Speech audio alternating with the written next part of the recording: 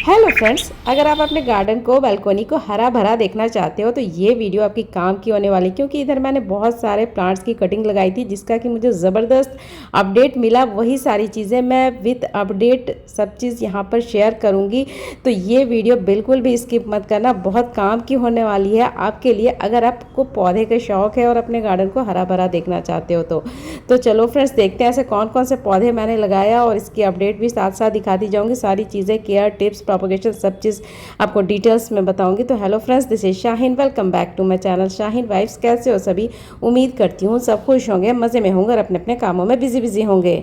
Hello friends, ये जो neon green colour का जो पौधा देख रहे हो बहुत ही खूबसूरत पौधा है और इसको लगाना उतना ही सिंपल है और इसकी केयर उतनी ही सिंपल है। पहले इसका नाम जानते हैं। तो इनका नाम है फेलोडेंड्रम। फेलोडेंड्रम बहुत ही खूबसूरत प्लांट होता है, इनके बहुत सारे वैरायटी पाए जाते हैं, उन्हीं में से ये एक वैरायटी है। तो इसकी कटिंग बाय चांस मुझे मॉर्निंग वॉक करते समय बहुत सारी मिली थी। शायद मैंने ये वीडियो भी मतलब जब कटिंग मिली थी तब की वीडियो मैंने शेयर की थी। तो यहाँ पर मैंने सारी कटिंग को क्या किया, कुछ को तो सोशल मीडिया दी और कुछ इतना सारा कटिंग था तो क्या करती, मैंने सिंपली लाके उसको पानी में भी डिप कर दिया। पानी में डिप कर दिया तो इसका रिजल्ट मैं आपको दिखा रही हूँ। माशाल्लाह से क्या गजब का रूट्स, हेल्दी रूट्स डेवलप हुआ। तो ये फेलोडेंड्रम ऐसा प्लांट होता है जिसको कि आप पानी में भी रखोगे तो इसका रूट बहुत ही जल्दी हेल्दी रूट डेवलप हो जाएगा और ये पानी में भी सालों साल उसी तरह से रह जाता है जिस तरह से सॉइल मीडिया। फिलहाल मैं इसको सॉइल मीडिया दे रही हूँ।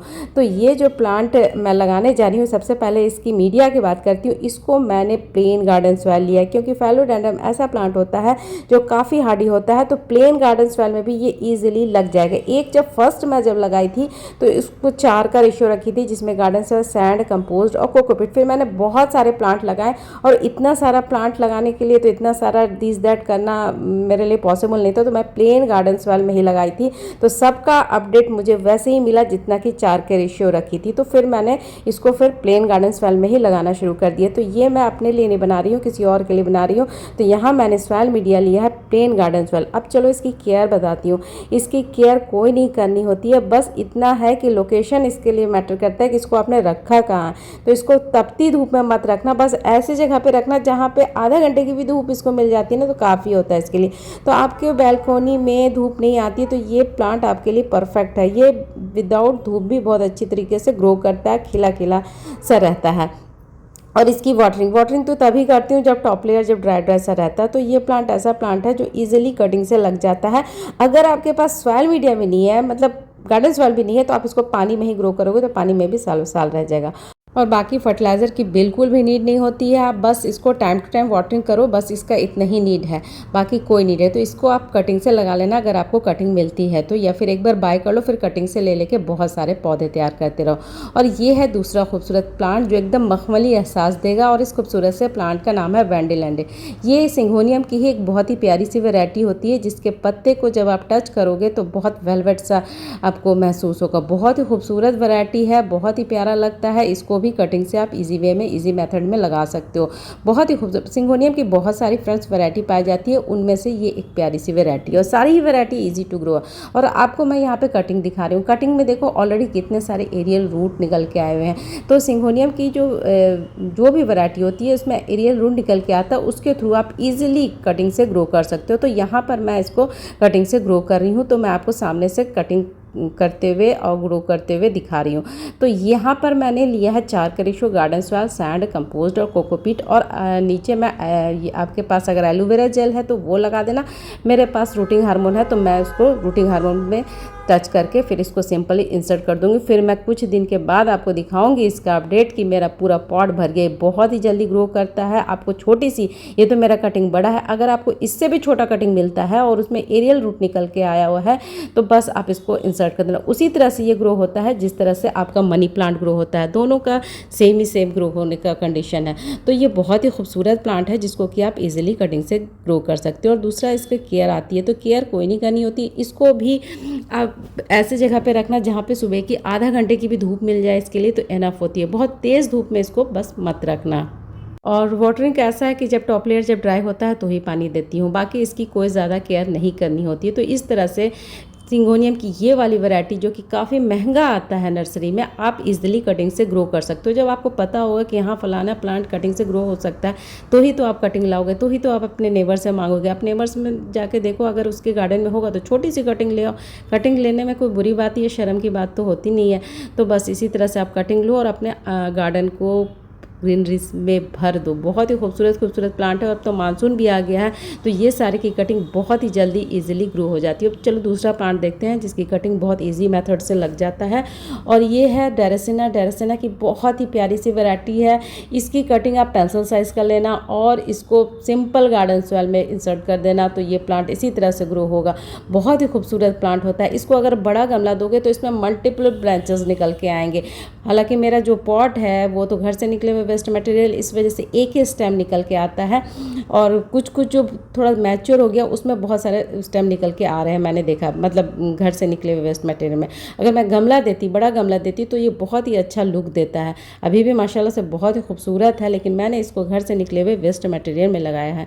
तो फ्रेंड्स, ये बहुत ही खूबसूरत प्लांट है। ड्रेसिना की बहुत ही प्यारी सी वैरायटी है जो ईजिली कटिंग से ग्रो हो जाती है। और यहाँ पर आप देखो, घर से निकले हुए वेस्ट मटेरियल है, कोई कोल्ड ड्रिंक्स का डब्बा है, कोई कुछ है, कोई कुछ, वो सब में मैंने ये सारे प्लांट्स को लगाया। अब इसकी केयर बताती हूँ। तो इसकी केयर ऐसे है कि इसको भी बहुत तेज़ धूप की ज़रूरत नहीं होती है। 1 घंटा आधे घंटे की धूप मिल जाए एनफ है इसके लिए। और वाटरिंग तभी करती हूँ जब टॉप लेयर जब ड्राई रहता है। तो ये देखो मैं दिखा रही थी ना कि एक घर से निकले हुए वेस्ट मटेरियल में भी बहुत सारे ब्रांच निकल के आ रहे हैं। तो बहुत खुशी होती है कि घर से निकले हुए वेस्ट मटेरियल में भी हमने प्लांटेशन किया, तो उसमें भी बहुत अच्छे तरीके से प्लांट ग्रो कर रहा है। तो इसको भी आप कटिंग से लगा लेना। बहुत ही ईजी मेथड से ये कटिंग से ग्रो हो जाता है। कोई कीड़ा का अटैक नहीं होता है, कोई फर्टिलाइज़र की नीड नहीं होती है।